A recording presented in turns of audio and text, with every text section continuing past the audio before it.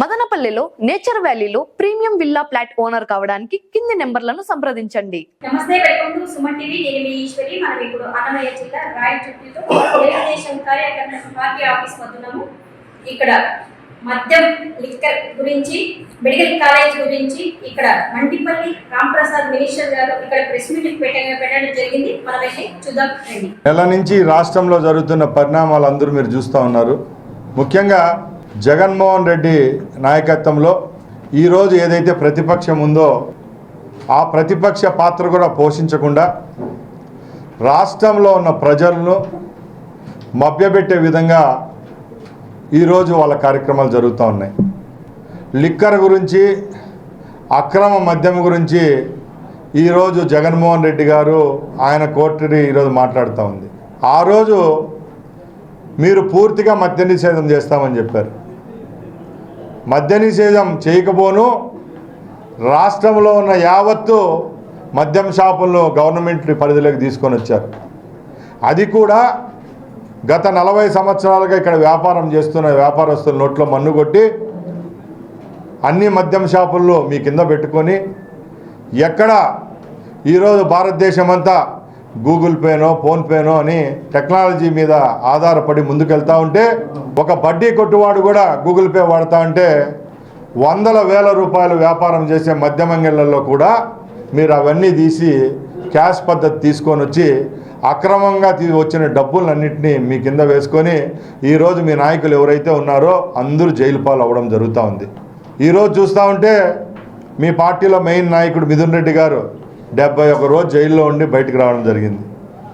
సజ్జల రామకృష్ణారెడ్డి గారు ఈరోజు మాట్లాడుతున్నారు, ఏదో ఈ ప్రభుత్వంలో మద్యంలో ఈ తెలుగుదేశం ప్రభుత్వం వచ్చిన తర్వాత ఏదో అన్యాయం జరిపిందని చెప్తున్నారు. మద్యం లాబీలు సిండికేట్లు నడిపింది మీరండి. ముఖ్యంగా గత 5 సంవత్సరాల్లో నాసిరకం మద్యం తయారు చేసింది మీరు.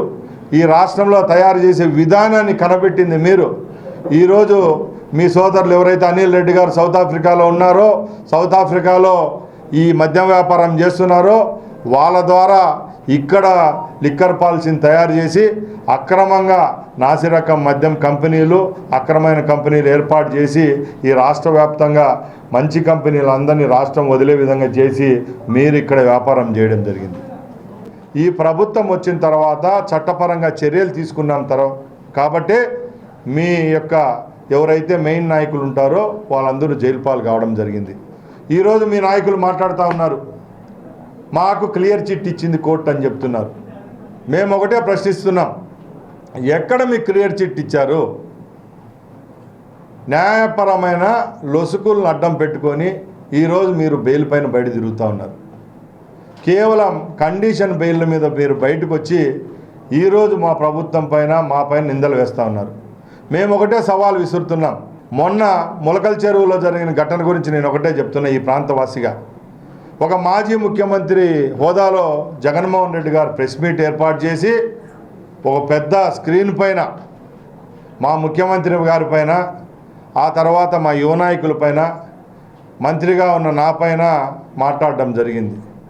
నేను ఛాలెంజ్ విసురుతున్నా జగన్మోహన్ రెడ్డికి, రండి ఇక్కడే మన కాణిపాకం వినాయకుని దగ్గర ప్రమాణం చేస్తాం. ఈ అక్రమ మద్యంలో మీరెవరైతే మా మీద నిందలు మోపారో మాకు దీంట్లో భాగస్వామ్యం అయితే ఆ దేవుడే మమ్మల్ని చూసుకుంటాడు.